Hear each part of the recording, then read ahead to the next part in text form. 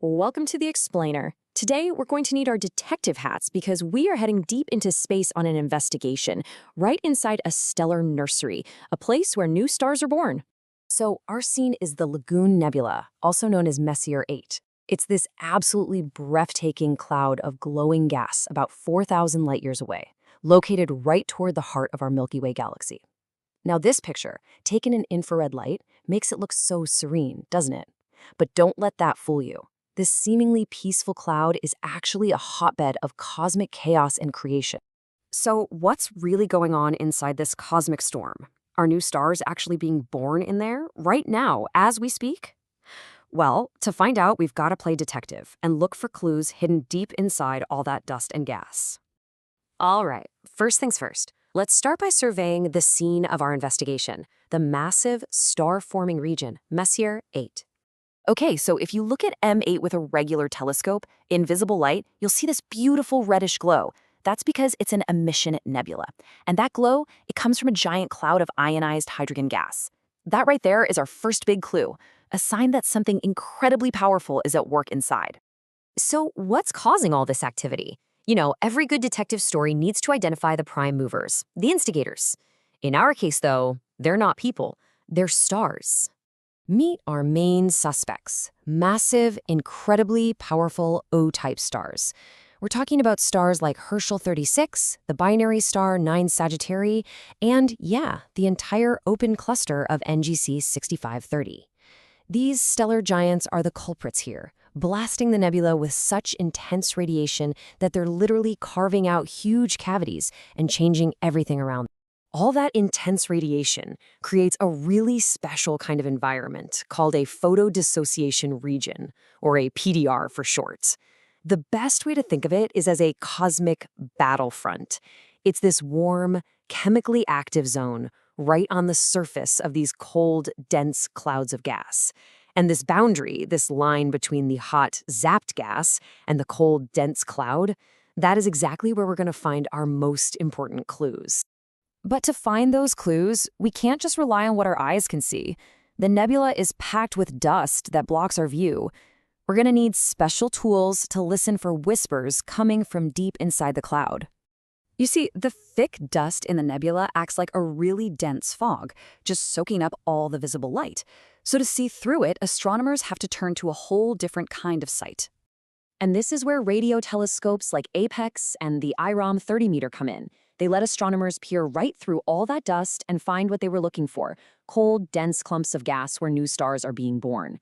These things are completely invisible to regular telescopes.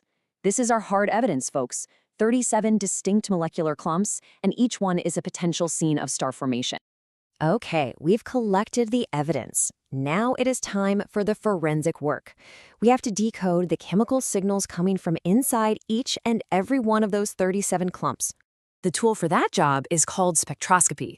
Basically, it's the science of decoding light by splitting it up into all its different frequencies. It's how scientists can read the unique chemical fingerprints left behind by different molecules, even from thousands of light-years away. It's amazing stuff. Every single spike you see in this data is a unique spectral line. It's a fingerprint from a specific molecule hiding deep inside the nebula. And what they found, well, it's just incredible. Scientists detected a grand total of 346 different transitions from 70 different kinds of molecules. That is a treasure trove of chemical data. And here's the cool part. Different molecules act like different tools in our detective kit. For instance, paraformaldehyde works like a thermometer, telling us the temperature of a clump's cold outer shell. But acetonitrile, on the other hand, is like a heat sensor. It traces warmer gas that's being heated from the inside by a baby star. By comparing these signals, astronomers can build a 3D picture of what's happening inside these hidden stellar nurseries. So, after gathering all the evidence and analyzing all those chemical fingerprints, what's the verdict? Is new star formation really happening inside these clumps? To be absolutely sure, astronomers had to cross-reference their evidence. They had a checklist looking for clumps that showed at least 2 of 3 key signs. First, line wings. That's a specific shape in the data caused by powerful jets of gas shooting away from a baby star, kind of like its exhaust fumes.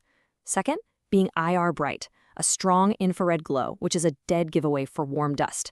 And third, a positive detection of acetonitrile, our trusty heat sensor. And here you can see how they put it all together. Clumps that only showed one sign are out in the outer circles, but the ones in those overlapping sections, especially that central gray area, those are our hottest suspects. These are the clumps showing multiple, independent lines of evidence for active star birth. These are our smoking guns. And a final count? The investigation concluded that at least 8 of these molecular clumps show clear, unambiguous signs that intermediate to high-mass stars are forming right now. Case closed.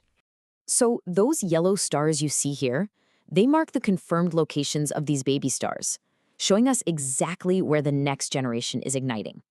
The mystery is solved. That powerful feedback from the massive older stars is actively compressing the gas around them, triggering a whole new wave of star birth.